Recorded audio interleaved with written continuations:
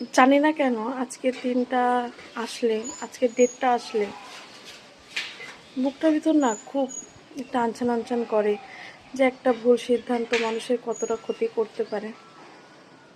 হয়তো মুখে হাসি আছে, কিন্তু খুব কষ্ট। হয়তো সবার সঙ্গে সেভাবে শেয়ার করি না, হয়তো তোমরা অনেকেই জানো। আজকে সেই দিন বা ডেট 31 জানুয়ারি 2026। আমি 2023-এর কথাই বলছি এটা। তো 2023-এ এরকম 31 জানুয়ারিতেই মেয়ের হঠাৎই পেন হয়েছিল পেটে, স্কুলে থাকতেই। তো ওখান থেকে আমরা ডাক্তার দেখালাম, হয়তো সেই ডাক্তারটা এখন নেই বর্তমানে, উনি মারা গেছে।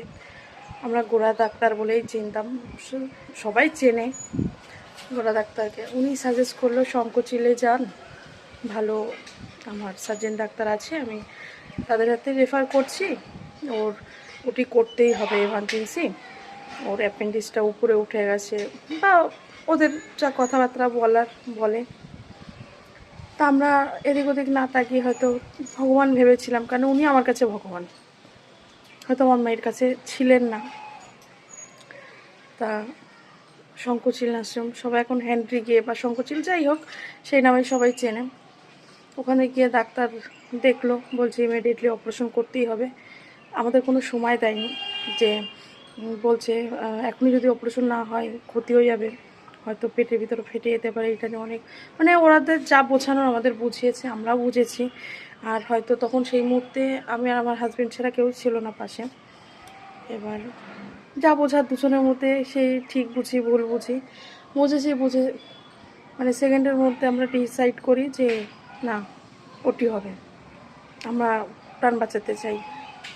তো যাই হোক, যে ভাবনা সেই কাজ, ওটি তো হলো।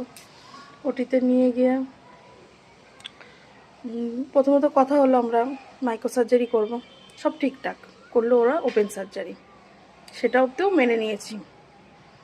তারপরে নর্মালি অ্যাপেন্ডিক্স যেখানে হয় সাধারণত অনেকেই সবাই জানে, সেখানে কাটলো ওটিতে নিয়ে গিয়ে। এবার ওকে দিয়েছে ইংরাসন, ঘুমের ইংরাসন। হয়তো সে ডোজটা কম ছিল, ও ঘুম ভেঙে গেছিলো ওটির মধ্যে।